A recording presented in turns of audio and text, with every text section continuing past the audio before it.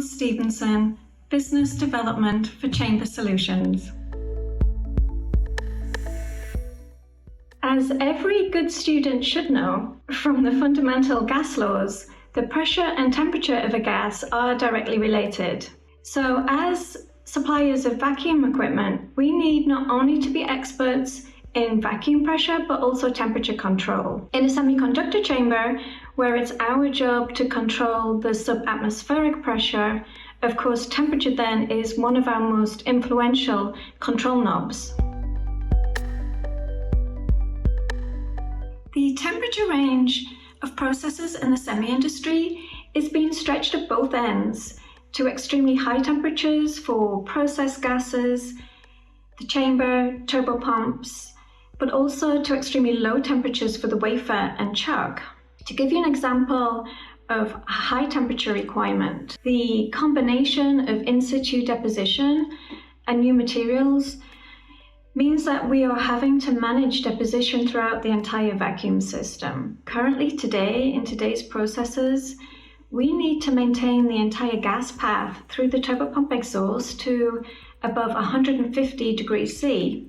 Low temperatures increase the directionality and selectivity of etch processes.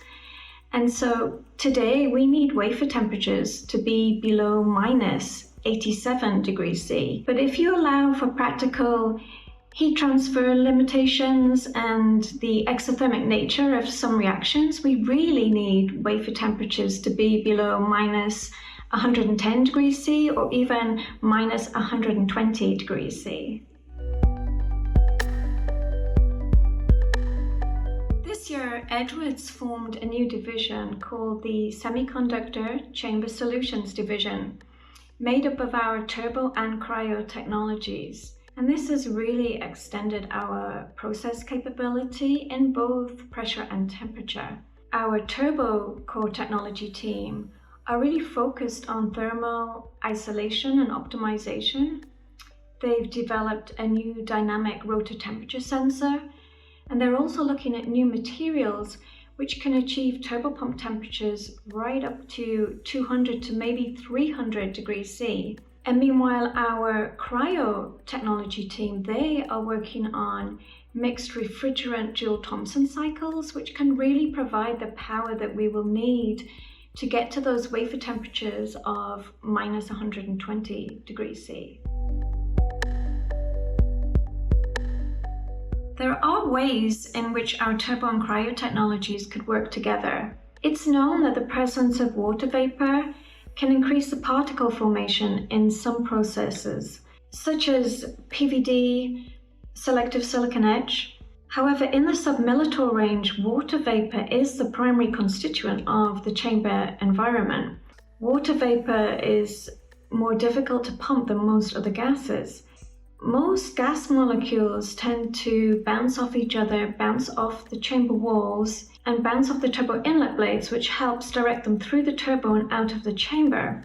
But the low energy level of a water vapor molecule means that it tends to stick to the surfaces it collides with, rather than bounce off. And so a turbopump is really not the most effective way to remove water vapor. However, a cryogenic pump is really just not practical as the sole chamber pump, because if it's trapping all of the molecules, then it means it would need really frequent regeneration, which would just mean an unacceptable pumping efficiency.